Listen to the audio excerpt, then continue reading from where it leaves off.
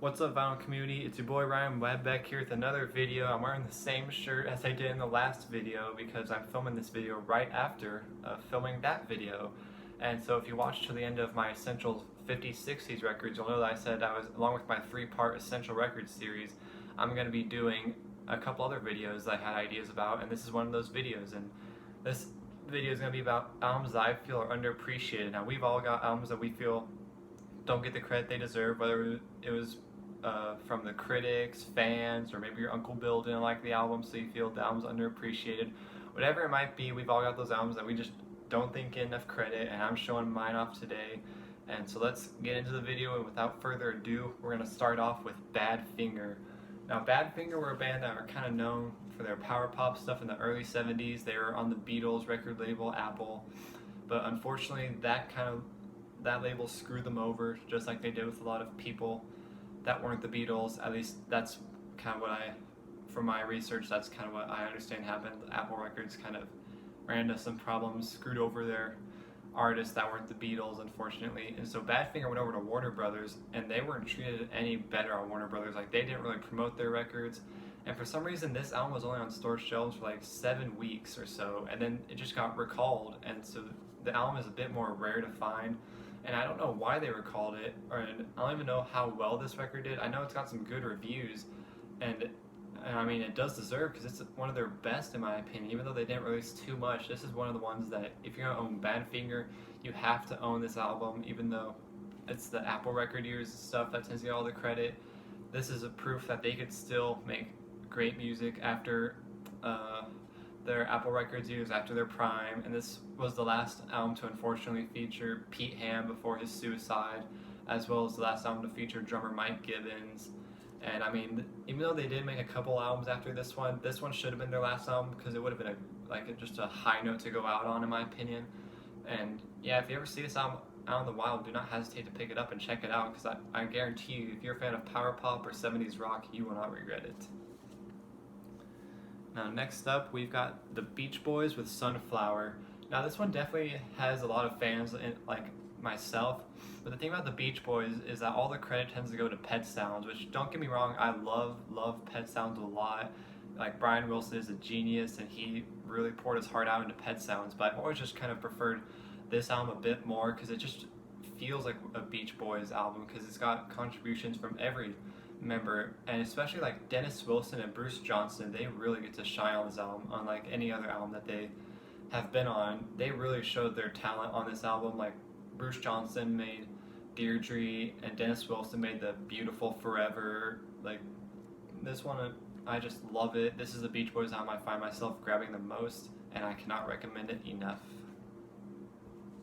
Now, next up, we've got Morris Day. Now, we all know Morris Day from his stuff with The Time, the Prince protege band, but this was his first solo record after he left The Time, and I've always really enjoyed it. Even though it's really short, it's just 6 songs long, it doesn't waste any minute of your time. It's like, Morris, you can tell, really put a lot of effort into this album, and it should have done a lot better, in my opinion. Like, it wasn't a complete flop, but it definitely wasn't like a huge seller like a lot of Prince albums were. And it's also, even though it's not on the same link as Prince albums, I still really enjoy this album, and I like to put it on time to time. It's just a good, fun album to have on, and it's also a really cheap album to find. Like, you probably find it for like $5 or less, and if you do find it, and you're a fan of Prince or The Time, pick this album up. You will not regret it. Next up, we've got John Denver. Now, we all know John for stuff like Take Me Home, Country Roads. Like, he released a ton of stuff in the 70s, and I've heard a good amount of those albums, and in my opinion, they're good. But once you've heard one of them, you've kind of heard them all, because they get kind of repetitious. They just become kind of a dude with a guitar. You know what to expect from all of them. But this one, even though it's basically almost kind of like a dude with a guitar, it just feels a bit more ambitious, in my opinion. Like, the production is so much better. It sounds more timeless, in my opinion. It's got this beautiful string section. Like, the opening to Spirit is so beautiful. It blew me away the first time I heard this album. And even though, of course, I do enjoy a lot of the basic guy and guitar stuff that John Denver put out, none of that stuff, in my opinion, really is as good as this album right here. And if you're gonna get like a John Denver studio album, this one's one that I recommend the most to check out. Now, next up, we've got Milk and Honey by John Lennon and Yoko Ono. Now this one, it's not hated, but it definitely is kind of mixed feelings about, because it was released after John was unfortunately assassinated, and so a lot of the songs weren't finished to probably what John Lennon would have wanted. But I still feel like a lot of the John songs on here are great. Like Grow Old With Me is one of my all-time favorite John Lennon songs. Like it'd probably be my top 5 of my favorite songs of his. And I also love I'm Stepping Out, I Don't Want to Face It, Nobody Told Me. I mean, even though it may not be as good production-wise as Double Fantasy, it's still music-wise is as good as Double Fantasy. And Yoko Ono, of course, has some great songs on it, like she did on Double Fantasy. She's got Sleepless Nights, and the final track, You're the One, I've always really enjoyed. Yoko made some really good stuff on this album as well as Double Fantasy. And like I said, even though production-wise it's not as good as Double Fantasy, I still think musically it's as good. And if you don't have this album, you should really grab it. It's pretty cheap. Now next up is where we really get into the one that an album that critics tore apart, that I love, and that is Paul McCartney's McCartney 2. This was released right after he left Wings, and it's of course called McCartney 2 because much like his first album McCartney, he plays all the instruments on it, he produced it, recorded it at his home. But unlike McCartney 1, this album never really gets the credit it deserves, and I've always enjoyed this album more than McCartney 1. Like, it's not my favorite, but it's probably my second favorite behind Ram, because I mean, I've loved the lo-fi nature of this album. I love how kind of weird and experimental it is, because Paul McCartney, he's probably the most commercial sounding of the Beatles' solo careers. He released probably the most hits, and so hearing him do something a little bit weirder and experimental, I really enjoy. Like, coming up, the studio version on this album is way better than the studio, or the studio version on this album is better than the live version that became the hit. And this album also has Temporary Secretary, which is one of the most catchy songs of all time. Like, it's got like the melody and the beat, like good luck getting that out of your head after a couple listens of that song. And I also really love the instrumental Frozen Jab. I've loved the beat to that one as well. It's just so good. I don't understand why this album gets so much hate. It's so good in my opinion. And if you have this album, make sure to give it another listen, and maybe your opinions will change on it. Just give it a few listens, because I mean, this album deserves more credit than it gets. Next up, we've got Tom Petty and the Heartbreakers with Long After Dark.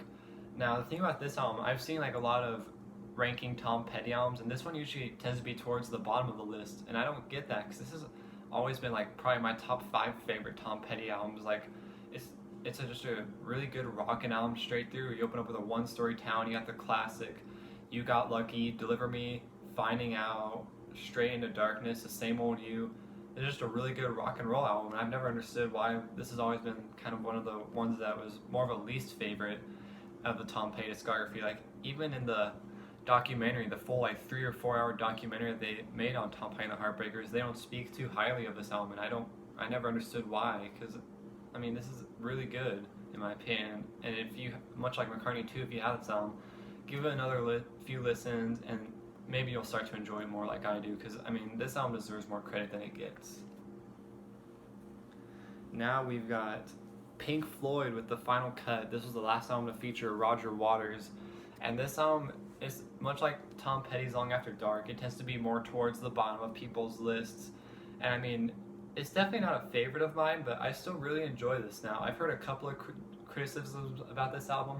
The first criticism is that it's pretty much like a Roger Waters solo project. He sings lead vocals on all the songs except for one, and I mean, while it is true, at the same time, another album that Roger Waters sang all the vocals on was Animals. Like, literally, he sings vocals on all but one tracks, like, except for Dogs. And that album, it's great and it gets all the credit it deserves. But then with this album, when Roger sings almost all the vocals, people put it down for that reason, say it's almost a Roger Waters solo project. And I don't understand that, because I mean, just because he did a lot on this album doesn't mean that other members didn't try and have their contributions as well. And another like kind of criticism I've heard of this album is just how dark it is, which if you're not a fan of dark music, like really sad and depressing stuff, I can understand that, but in my opinion, the beauty of music is how much emotion you can capture through it. And this one, even though it is really dark and not a happy album at all, I still think I love it for that reason, because it's not supposed to be happy. It's not supposed to make you feel good. It's supposed to show the dark sides of war and like how it can affect people like how it's affected Roger Waters when he lost his father in the war. And I mean, like I said, it's not my favorite one of my favorites, but it still is really enjoyable, and I will listen to this album before I listen to The Dark Side of the Moon. I know that's a controversial opinion, but I'll get into my opinions on The Dark Side of the Moon in another video. Okay, and here is Wednesday Morning 3 a.m. by Simon & Garfunkel. Now, the thing about Simon & Garfunkel is that the main credit that goes to Simon & Garfunkel is with their albums Parsley, Sage, Rosemary, and Thyme, Bookends, and Bridge Over Troubled Water. Now, those three are all great albums, and like I love them all. Bridge Over Troubled Water is one of my favorite albums of all time. However, this album, when it comes to the Simon & Garfunkel discography, tends to be the one that gets forgotten the most, because this one is pretty much just Paul Simon, a guitar, and Art Garfunkel. I think they're like banjo on one track, but I mean, that's about it. There's not too much to it. It's just a very simple album, but I love it for its simplicity. Like, there's, like, I really like You Can Tell the World, Benedictus, He Was My Brother, Go Tell It on the Mountain. And this has the original version of The Sounds of Silence, which I prefer the original, just acoustic version, over the later version, where they just put like drums and electric guitar and a full backing band. Like, that version of the song has always just sounded so awkward to me. But like, in my opinion, The Sounds of Silence, it just, all it needed was Paul Simon, Art Garfunkel, and a guitar. It didn't need any more, and that's why I prefer it. It just conveys the emotion more. And the album itself, I mean, I've always really enjoyed, even though it's definitely not their best, it definitely gets forgotten a lot and deserves more credit than it gets. Now for the last underrated album, we've got Van Halen with Diver Down. Now, this album, I will admit, I'm probably biased towards, because I've got a lot of nostalgia for it, because this was my very first Van Halen record. It was the album that got me into the band, so I will admit I'm probably a bit sentimental towards it, and that's why I always found it underrated.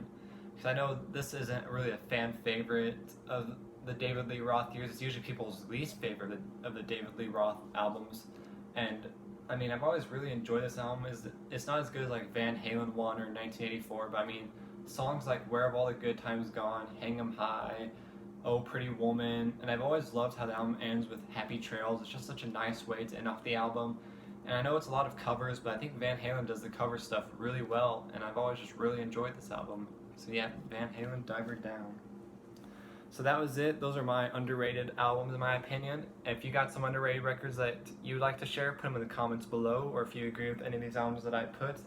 And of course, if I'm going to make a video about underrated albums, I'm going to make a video about overrated records as well. I'm not sure when I'm going to do that. That one's probably going to be a bit controversial, because of course, when you're talking about overrated records, that means they have a large fan base and a lot of critical acclaim, so that's going to be a fun video to make, I guess, kind of not saying good things about albums that people generally love, but we'll cross that bridge when we get to it. I hope you enjoyed this video, and I will see you guys in the next video. Take care.